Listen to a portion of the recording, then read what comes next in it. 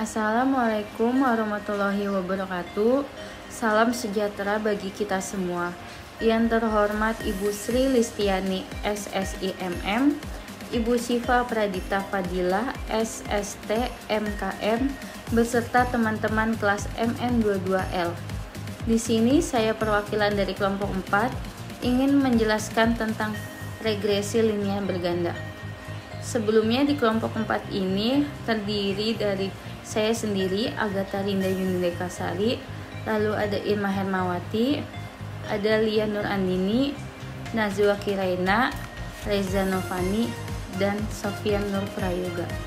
Perkenalkan, nama saya Nazwa Kiraina. Di sini saya akan menjelaskan yang pertama itu ada pengertian dari regresi linear berganda. Pengertian regresi linear berganda adalah suatu metode statistik yang digunakan untuk memodelkan hubungan antara satu variabel dependen dengan dua atau lebih variabel independen. Tujuannya adalah untuk memahami sejauh mana variabilitas dalam variabel dependen dapat dijelaskan oleh variabel independen yang digunakan dalam suatu model. Selanjutnya, dasar pengambilan keputusan terbagi menjadi dua, yaitu A dan B. Yang A adalah uji T. 1.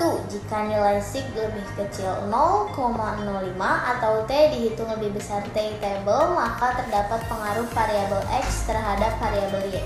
Yang kedua, jika nilai lebih besar 0,05 atau T hitung lebih kecil T table, maka tidak terdapat pengaruh variabel X terhadap variabel Y. T table sama dengan T dalam kurung A per 2 titik 2 N kurang K kurang 1 kurung tutup sama dengan T kurung buka 0,025 titik 29 kurung tutup sama dengan 2,262. Kemudian yang B, uji F. Jika nilai sig lebih kecil 0,05 atau F hitung lebih besar F table, maka terdapat pengaruh variabel X secara simultan terhadap variabel Y. Nomor 2, jika nilai sig lebih besar 0,05 atau F hitung lebih kecil F table, maka tidak dapat pengaruh variabel X secara simultan terhadap variabel Y. T table sama dengan F kurung buka K titik 2 N kurang K kurung tutup sama dengan F kurung buka 2 titik 2 10 kurung tutup sama dengan 4,10. Data penelitian, data sekunder atau data time series. Pengaruh return on asset, ROA, return on equity, ROE, dan price earning ratio terhadap harga saham pada perusahaan perbankan yang terdaftar di Bursa Efek Indonesia periode 2011-2014. Baik, untuk slide selanjutnya yaitu perumusan hipotesis. Tingkat kepercayaan 95%, A sama dengan 0,05.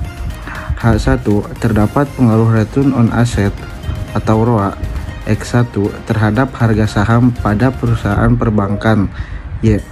H2, terdapat pengaruh return on equity atau ROE X2 terhadap harga saham pada perusahaan perbankan. Y. H3, terdapat pengaruh price on earning ratio atau per X3 terhadap harga saham pada perusahaan perbankan. Y. H4, terdapat pengaruh return on asset atau ROE X2 dan price earning ratio atau per X3 secara simultan terhadap harga saham pada perusahaan perbankan. Y. Selanjutnya yaitu dasar pengambilan keputusan. A. Uji T. Yang pertama, jika nilai sig lebih kecil dari 0,05 atau T hitung lebih besar T tabel, maka terdapat pengaruh variabel X terhadap variabel Y. Lalu B. Uji F. Jika nilai sig lebih kecil dari 0,05 atau F hitung lebih besar dari F tabel, maka terdapat pengaruh variabel X terhadap variabel Y.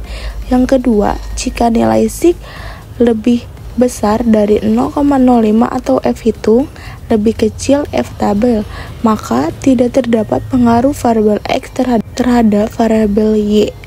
Baik, pada slide selanjutnya di sini ada pengujian hipotesis 1 dan hipotesis 2 dengan uji T. Yang pertama, hipotesis 1.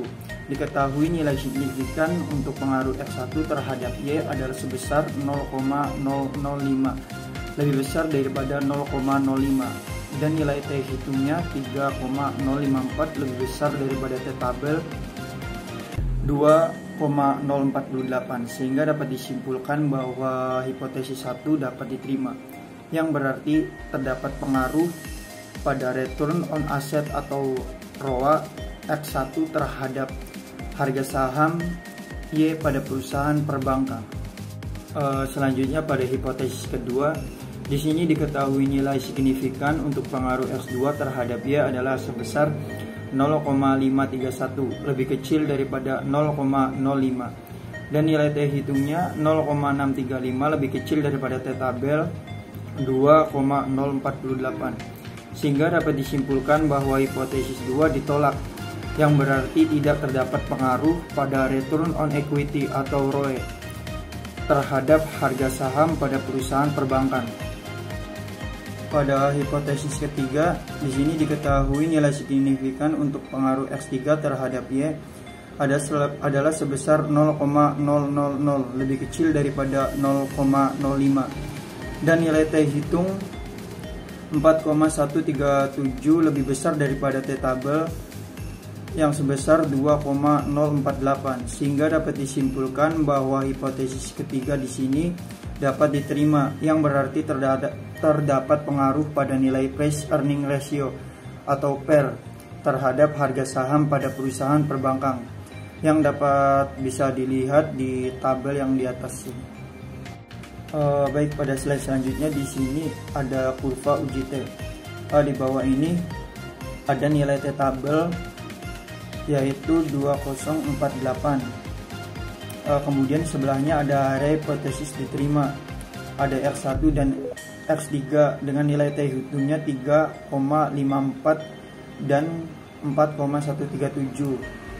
Kenapa area di sini dapat diterima? Karena X1 dan X3 lebih besar daripada T tabel.